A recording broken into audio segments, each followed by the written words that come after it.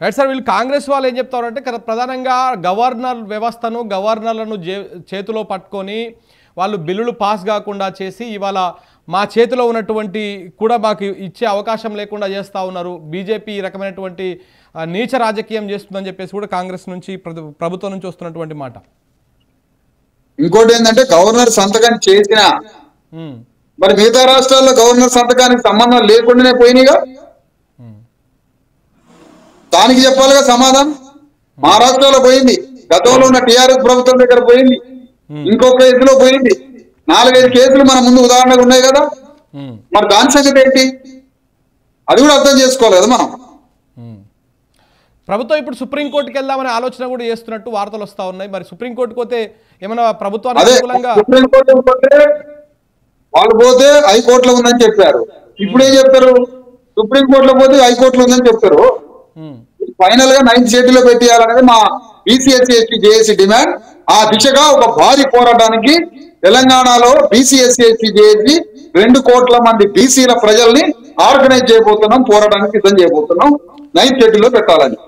Right sir, ఫైనల్గా ఒక మాట చెప్పండి. ఎస్సీ/ఎస్టీ బీసీలకు కానీ ప్రధానంగా బీసీలకు సంబంధించి ఇది ఓన్లీ లోకల్ బాడీ ఎన్నికలు పంచాయతీ ఎన్నికల కోసమే కాకుండా ఈ 42% రిజర్వేషన్ అనేది విద్యా ఉద్యోగ అవకాశాల్లో కూడా రావాలన్నది ప్రధానంగా మీలాంటి వాళ్ళందరూ కూడా డిమాండ్ చేస్తూ ఉన్నారు. దీనికి సంబంధించినటువంటి కార్యాచరణ మీ నుంచి ఎలా ఉండబోతా ఉంది? బీసీ సమాజానికి మీరేం చెప్తారు? ఒకటేంటంటే ఇప్పుడున్న ప్రభుత్వాలు నాటకాలు తప్ప వీళ్ళని నమ్మే ప్రసక్తి లేదు. రేవంత్ రెడ్డి యొక్క చిత్తశుద్ధి దేని మీద ఆధారపడి ఉందంటే ముఖ్యమంత్రిగా ఆయన ఉండడమే కరెక్ట్ కాదు. తెలంగాణలో బీసీ/ఎస్సీలు 90% ఉన్నప్పుడు కులగణన సూత్రాన్ని ఆమోదించే మీ ప్రభుత్వం అయినప్పుడు మొదటగా చిత్తశుద్ధి ఉంటే ముఖ్యమంత్రి పీఠాన్ని అణగారిన వర్గాలకు ఒప్పజెప్పాలి. తాను నియమించే మొత్తం పోస్టులన్నీ చిన్న సిఐ పోస్ట్ నుంచి ఎస్ఐ పోస్ట్ నుంచి అన్ని రకాల నియామకాలన్నీ బీసీ/ఎస్సీ/ఎస్టీ అధికారులకు ఇవ్వాలి. బీసీ/ఎస్సీ/ఎస్టీలకు కార్పొరేట్ చైర్మన్ 90% ఇవ్వాలి.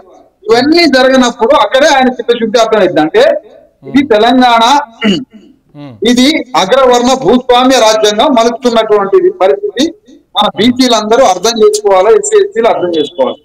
ఇలాంటి ప్రభుత్వాల నుంచి మన ప్రభుత్వాన్ని స్థాపించాలి.